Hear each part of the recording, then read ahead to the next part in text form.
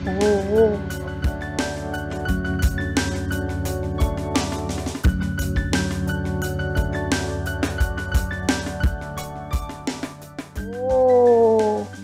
भूक लागली होय आमच्या छोटीला. नाव छोटी आणि भूक मोठी. घ्या दूध प्या, दूध प्या, लवकर लवकर लवकर लवकर दूध प्यायचं आणि लवकर लवकर मोठं व्हायचं, हो की नाही? हो. चित्रा, छोटीला तू का दूध पाजतेस? पौर्णिमा कुठे आहे? आमची छोटीची आई रागवली आहे ना छोटीवर, म्हणून. हो ना, आई रागवली ना तुझ्यावर. चित्रा, नक्की काय झालंय? दादा, ताईला असं वाटतं की तिच्या पायगुण्यामुळे वाड्यावर सगळं वाईट घडतंय आणि संकट येत आहेत, म्हणून तिचा रागराग करते ताई. हे कोणी सांगितलं तुला? सांगितलं नाही, असं ताई देवासमोर उभं राहून देवाशी बोलत होती, तेव्हा मी सगळं ऐकलं.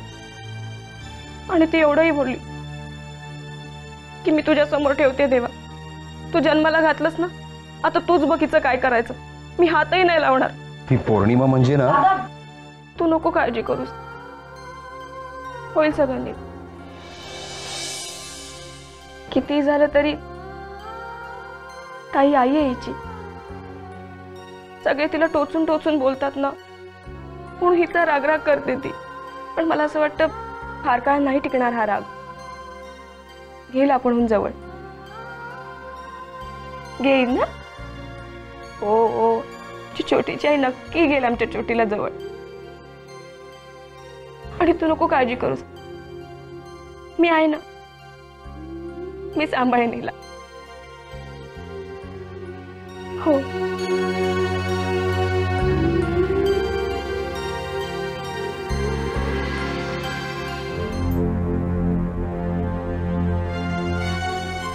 वहिनी, तुम्ही दादाचं बोलणं मनावर घेऊ नका. अहो, भलते सलते विचार मनात आणून तुम्हीच जर असं वागायला लागला तर कसं होईल?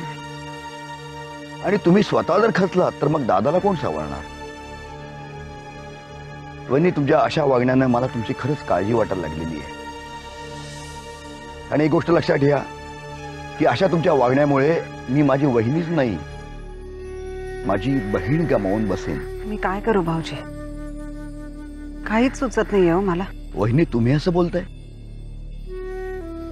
वहिनी, या वाड्यावर जेव्हा जेव्हा बिकट प्रसंग आले तेव्हा प्रत्येकाला तुम्ही आधार दिलात ना. माझ्या अजिंक्यची आई वारली तेव्हा मी हताश झालो होतो. कोणी सांभाळलं सगळ्याला? त्यावेळेला त्याच्यावर मायेची पाखर तुम्ही धरलीत. वहिनी, त्या मायेची शपथ आहे तुम्हाला, काहीतरी असा वेडावाकडा विचार मनात आणू नका. भाऊजी, मलाही कळतंय या वाड्यातल्या माणसाने भरपूर माया दिली आहे मला. माहेरची माया मिळाली हो मला इथे. माझ्या या माहेराशिवाय, या वाड्याशिवाय मी नाही राहू शकत भाऊजी. खरंय वहिनी, अगदी खरंय. वहिनी, या वाड्यातल्या माणसांची मनं अक्कादानी अशी काही जुळवली आहेत ना की ती सहजासहजी अशी वेगळी नाही करता येणार. खरंय भाऊजी, या सगळ्या प्रसंगामध्ये तुम्ही ज्या पद्धतीने वाड्याला सावरलत ना, मला नाही वाटत अक्कादांशिवाय हे कोणी करू शकलं असतं. एरवी एवढे अलिप्त राहणार आहे तुम्ही, पण प्रसंगाला किती खंबीरपणाने तोंड दिलं, कच नाही खाल्ली. वहिनी, आपण कुणासाठी जगतो? कुणासाठी? आपल्या माणसासाठी ना. मग आपल्या माणसासाठी आपल्याला जर एवढंही करता येत नसेल तर मग कशाला जगायचं? अहो, मी यांना हेच तर सांगायचा प्रयत्न करते सारखी, पण तुरुंगात जाण्याच्या घटनेने यांच्या मनावर असा काही परिणाम केलाय ना की त्यातनं बाहेर पडायलाच तयार नाही येते. तरीही आपण प्रयत्न सोडता कामा नये. आपण दादाला समजवायला पाहिजे. भाऊजी, आमचं लग्न झाल्यापासून पाहते मी यांना, खूप हट्टी आहे तो. फक्त स्वतःचा विचार करते. आपण घेतलेल्या निर्णयामुळे दुसऱ्यावर काय परिणाम होतोय याचा अजिबात विचार करणार नाहीत कधी.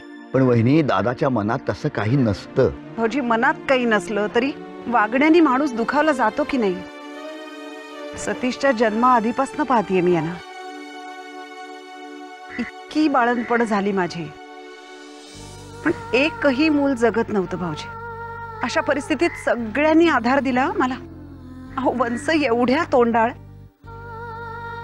पण त्यांनी सुद्धा सांभाळून घेतलं मला.